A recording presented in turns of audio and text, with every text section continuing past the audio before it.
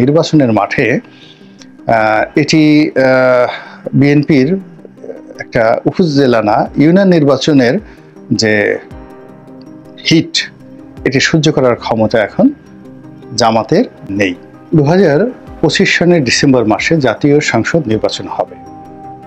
প্রধান উপদেষ্টা ডক্টর মোহাম্মদ ইউনূস এরকম একটি আশ্বাস দিয়েছেন।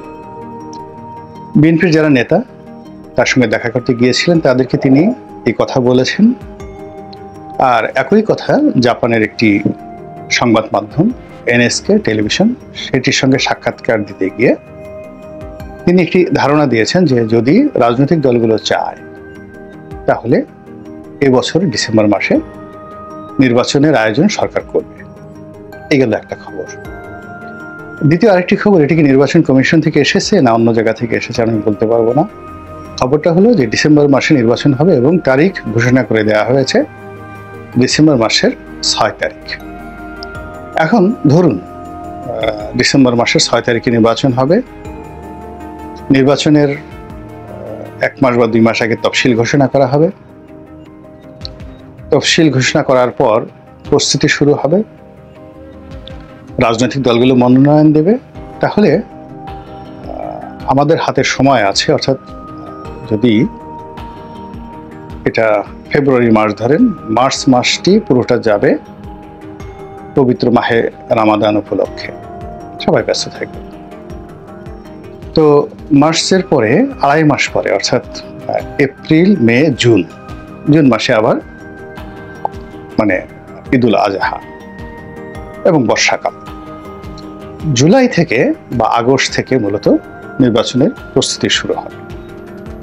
এর আগ পর্যন্ত আসলে অর্থনৈতিক, সামাজিক, পারিপার্শ্বিক কোনো অবস্থাতেই নির্বাচনের উপযুক্ত না এবং এই সময়টিতে আমাদের যে চলমান সমস্যাগুলো রয়েছে সেই সমস্যাগুলো সমাধান করতে, দৈনন্দিন কর্মকাণ্ড করতে করতে আর প্রতিদিন নিত্য নতুন সমস্যা উদ্ভব এবং সেগুলো সমাধান করতে করতেই আমাদের জীবনের যে ঘানি, সেই ঘানির ক্যাচর ক্যাচর, ঘ্যাস ঘ্যাস শুরু হয়ে যাবে। এটা হলো বাস্তবতা। ফলে সত্যিকার অর্থে জুলাই মাসে মানে আমরা নির্বাচন করার মতো শক্তি পাবো কি পাবো না, থাকবে কি থাকবে না, এটি আমি এখানে আলোচনা করব না। ধরে নিলাম যে সব কিছু সুন্দর গতিতে এগুচ্ছে নির্বাচনের দিকে এবং জুলাই মাসের পর থেকে সরকার কোমরে গামছা বেঁধে নির্বাচন করার জন্য, অর্থাৎ আগস্ট, সেপ্টেম্বর, অক্টোবর, নভেম্বর এই সময়টিতে তারা সর্বশক্তি নিয়োগ করল। যদি সবকিছু স্বাভাবিক থাকে তাহলে এটা হতে পারে এবং চমৎকার একটি নির্বাচন তৈরি হতে পারে, পরিবেশ তৈরি হতে পারে এবং নির্বাচন হয়ে যেতে পারে।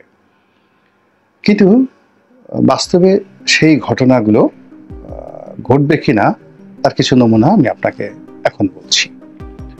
প্রথমত হলো এখন যে রাজনৈতিক অবস্থা, আইন শৃঙ্খলা রক্ষাকারী বাহিনীর যে অবস্থা, সারা দেশে যে মব চলছে, এই পুরো জিনিসটি নির্বাচনের তফসিল ঘোষণা করার সাথে সাথে বা নির্বাচনের ডামাডোল শুরু হওয়ার সাথে সাথে 180 ডিগ্রি অ্যাঙ্গেলে উল্টে যাবে।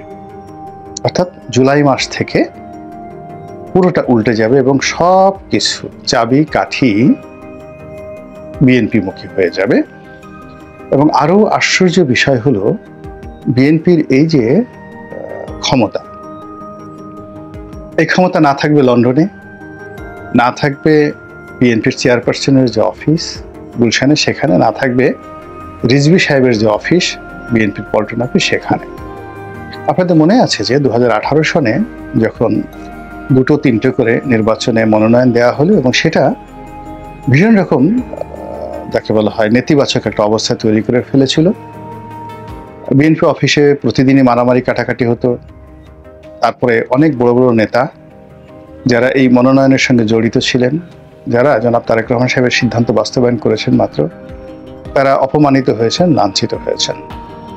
আর একেবারে সেই 3 জন প্রার্থীর মধ্যে সর্বশেষ একজন প্রার্থীর যাকে বলা হয় মনোনয়ন নিশ্চিত হওয়া অবধি কোনো রাজনৈতিক কর্মকাণ্ড কেউ করতে পারেনি। পরবর্তীতে যখন শুরু হলো, যেমন 2018 সনে আমি একজন প্রার্থী ছিলাম, তো 2018 সনের যে নির্বাচন হলো সেই ডিসেম্বর, 30শে ডিসেম্বর রাতে। আর এই নির্বাচনের জন্য আমি একজন প্রার্থী হিসেবে, আমি যে প্রার্থী, সর্বশেষ আমি আসলে মাঠে নিজের অবস্থানটা পোক্ত করতে পেরেছিলাম ডিসেম্বর মাসের 12 বা 13 তারিখে। কিন্তু আমি কার্যক্রম চালাতে পেরেছিলাম মাত্র 3 থেকে 4 দিন। এরপরেই সরকার সারা বাংলাদেশে ম্যাটিকুলাসলি সমস্ত বিএনপি প্রার্থীর সঙ্গে যে আচরণ করেছে, সবাইকে যেভাবে গৃহবন্দী করে ফেলেছে, সব জায়গাতে যেভাবে পুলিশি নির্যাতন চলেছে, মামলা মোকদ্দমা হামলা, এবং এখন যেভাবে মব চলছে, এইভাবে সরকারি মদদে মব চলেছে, নিজেরা বোমাবাজি করেছে, নিজেরা অফিস ভেঙেছে, তারপরে শেষে আবার বিএনপির প্রার্থী নেতাকর্মীদের বিরুদ্ধে মামলা দিয়ে তাদেরকে গৃহহারা করেছে। এবং এই কাজটি 16ই ডিসেম্বর থেকে 20শে ডিসেম্বরের মধ্যে 4 দিনের মধ্যে সারা বাংলাদেশে একই ঘটনাগুলো ঘটেছে। এরপরে মানে 20 ডিসেম্বরের পরে অন্তত বাংলাদেশে যারা 20-25 জন প্রার্থী তখনও নিজেদের শক্তিমত্তা বজায় রাখার চেষ্টা করেছিলেন। তো তাদেরকে সবচেয়ে বেশি ক্ষতি করেছে বিএনপির যারা মনোনয়ন বঞ্চিত, মানে 3 জনকে মনোনয়ন দেওয়া হয়েছে বা 4 জনকে দেওয়া হয়েছে, 3 জনকে উইথড্র করতে বলা হয়েছে বা 2 জনকে উইথড্র করতে বলা হয়েছে, আর যে রয়ে গেছে তার বিরুদ্ধে বাকি 2 জন অর্থ দিয়ে, বৃত্ত দিয়ে, টাকা দিয়ে তারা আওয়ামী লীগের লোকদেরকে এমনভাবে লিলিয়ে দিয়েছে যে ওই লোকগুলোর জীবনে রীতিমতো রোজ কেয়ামতের মতো পরিস্থিতি তৈরি হয়েছিল 2018 সালে। তো খালি সব ব্যাপারে যে সরকার বা বিএনপি বা আওয়ামী লীগকে দায়ী করা যাবে তা নয়, বাস্তব অবস্থা আগে বুঝে ব্যবস্থা নিতে হবে। এখন 2018 সালে বিএনপির যে অবস্থা ছিল সেই অবস্থার চাইতে এখন অবস্থা আরো নাজুক।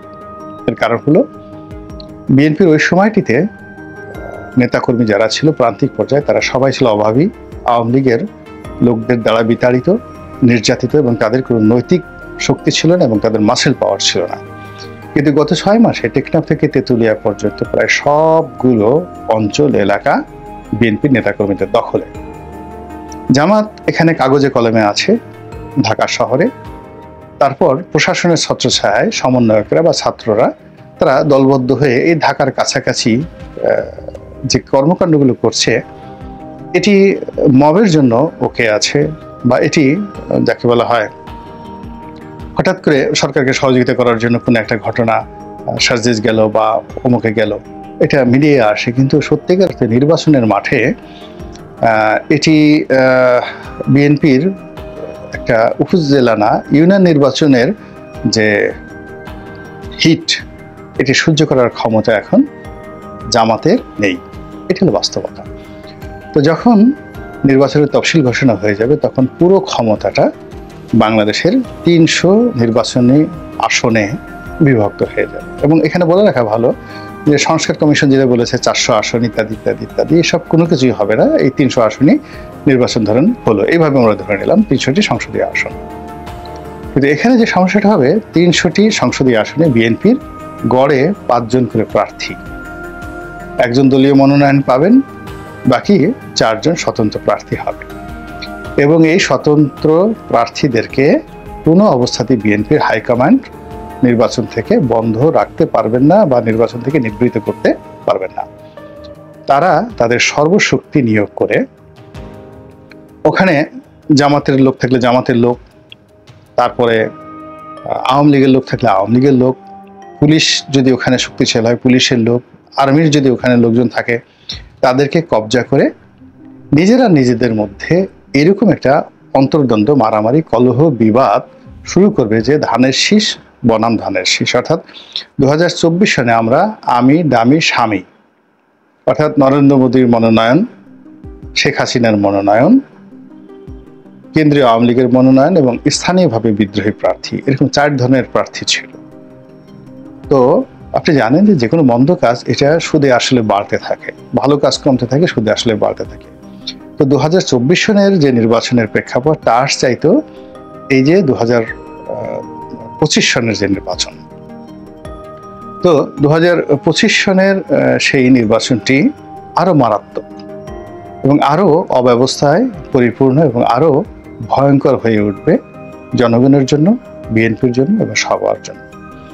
এখানে এই যে বিএনপির নিজেদের মধ্যে যে মারামারি, কাটাকাটি, অন্তর্দ্বন্দ্ব, কলহ, বিবাদের কারণে অন্য দলের প্রতীকের নাম মানুষ উচ্চারণ করতে পারবে না, আর অন্য দলের যারা প্রার্থী তারা দূরে দাঁড়িয়ে এই দৃশ্য এবং তামসা দেখা ছাড়া এদের অন্য কোনো উপায় থাকবে না।